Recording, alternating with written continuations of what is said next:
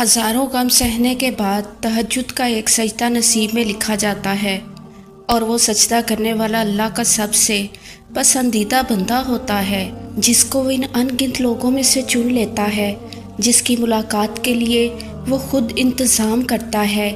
رشک آتا ہے مجھے اس شخص کے مقدر پر، جس کی ایک پکار سننے کے لیے وہ سارا عالم خاموش کروا دیتا ہے، جس کے دیدار کے لیے وہ آسمان کو سیاہی سے بھر دیتا ہے اور چاروں طرف اندھیرا کر دیتا ہے، تاکہ اس کے بندے کے آنسو کوئی تیسری ذات نہ دیکھ سکے، تاکہ اس کے بندے کے جذبات کی خودداری پر پردہ پڑا رہے۔ سب کو بے فکری کی نیند سلا کر وہ اپنے اس خاص بندے کو اپنی جستجو کی فکر میں لگا دیتا ہے۔ تاک راتوں کا انتظار کرنے کی ضرورت کہاں پڑتی ہے؟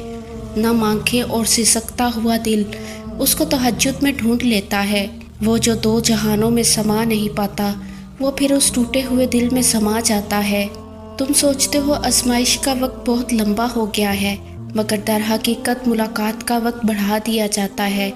اللہ کو بہت پسند ہے جب تم دنیا سے نہیں اس سے مانگتے ہو، جب تم بے بسی کا رونا کائنات کے سامنے نہیں اس کے سامنے روتے ہو، جب تم سب ختم ہونے کے بعد بھی اس یقین کے ساتھ دعا کرتے ہو کہ اس کے سوا کوئی تمہیں کچھ نہیں دے سکتا، جب تم سجدے پہ سجدہ کرتے ہو، جب تم سانس لیے بغیر بے ساختہ اس کا نام پکارنے لگتے ہو، تب وہ تمہیں دیکھ کر مسکراتا ہے، تب وہ تمہارے یقین کا بھرم رکھ لیتا ہے اور تمہارے مان کی لاج رکھ لیتا ہے، سارے وسوسوں کو ختم کر دیتا ہے۔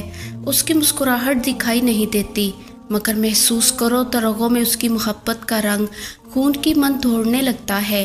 بے شک اس سے بہترین لکھاری تو کوئی ہو ہی نہیں سکتا، جو اختیار رکھنے کے باوجود نصیب کے پنوں کو اپنی چاہت سے تمہاری چاہت میں بدل دیتا ہے۔ وہ بادشاہوں کا بادشاہ ہو کر بھی تمہیں سنتا ہے، اور ایک تم ہو کہ فرض ہونے کے باوجود اس کی پکار کا جواب نہیں دیتے۔ کبھی اس کی محبت میں رنگ کر تو دیکھو، کائنات کے سارے رنگ پھیکے لگنے لگیں گے۔ کبھی اس کو سن کر تو دیکھو، کائنات کی ساری آوازیں بے معنی لگنے لگیں گی۔ وہ جس کو چاہتا ہے اپنی جانب موڑ لیتا ہے چپ چاپ، اور کسی کو خبر بھی نہیں ہوتی۔ بس پھر وہ ایک حکم دیتا ہے اور کائنات کی ساری طاقتیں متحد ہو جاتی ہیں، کن اس کے گرد طواف کرنے لگتا ہے اور ساری باتیں ویا کن پر ختم ہو جاتی ہیں۔ یوں سبھی کہانیاں مکمل ہو جاتی ہیں، اور ممکن ہے کہ جو تم مانگ رہے ہو اسے ہی تمہارا مقدر لکھا گیا ہو، مگر اس کے ملنے کا وقت تمہارے سوچے ہوئے وقت سے مختلف ہو۔ وہ اگر درد ایسا دیتا ہے کہ ساری رات آنکھ نہ لگ سکے، تو وہ سویرا بھی پھر ایسا دیتا ہے جو ان آنکھوں کو ٹھنڈا کر دے۔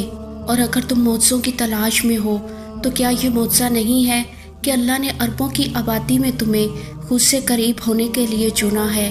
کیا یہ معجزہ نہیں ہے کہ اللہ نے اس غافل دنیا میں تمہیں سجدے کے لیے چنا ہے؟ کیا یہ معجزہ نہیں ہے کہ رات کی تاریکی میں اللہ نے تمہیں تہجد کی لگن لگائی ہے؟ کیا یہ معجزہ نہیں ہے کہ اب اللہ سے ملنے کے بعد تم وہ نہیں رہے جو پہلے کبھی ہوا کرتے تھے؟ جن دعاؤں کے بارے میں شیطان سب سے زیادہ ناممکن کے وسوسے دلائے، انہیں اور زیادہ یقین سے مانگا کرو، کیونکہ وہی دعائیں سب سے بڑی آزمائش ہوتی ہیں، اور آزمائش پر پورا اترنے والوں کے لیے اللہ کے ہاں بہترین اجر کا وعدہ ہے۔ اور اگر تم جاننا چاہتے ہو کہ تمہاری سب سے بڑی خوش نصیبی کیا ہے، تو جان لو سب سے بڑی خوش نصیبی تو تمہارا سجدوں تک آ جانا ہے، دعاؤں میں گڑ گڑانا ہے، اللہ کو منانا ہے، اس کی مان جانا ہے، ہدایت پا جانا ہے، اس دل نادان کا اللہ سے لگ جانا ہے، اللہ کی محبت میں وقت تہجد اشک بہانا ہے، پھر اسی کی یاد میں سکون پا جانا ہے۔ ایک دن تم سب کچھ جان جاؤ گے، ہر حقیقت سے، ہر راز سے پردہ اٹھ جائے گا، اور پھر تم خوش ہو جاؤ گے، تمہارا دل پر سکون ہو جائے گا۔ بس پھر تم چلتے پھرتے اللہ کا شکر ادا کرتے رہو گے، اور امید کبھی نہ چھوڑنا کہ تمہارا وہی اللہ ہے جو بی بی ہاجرہ کا تھا۔ اس نے بی بی ہاجرہ کو پیاسا نہیں رکھا، وہ تمہاری التجا بھی رد نہیں کرے گا۔ وہ آزماتا بھی ہے اور نوازتا بھی ہے، اس کا ہر انداز خوبصورت ہے، کیونکہ وہ رحمان اور رحیم ہے۔ یقین رکھو اس ذات پر، وہ یقیناً تمہارا دل خوش کرنے والا ہے۔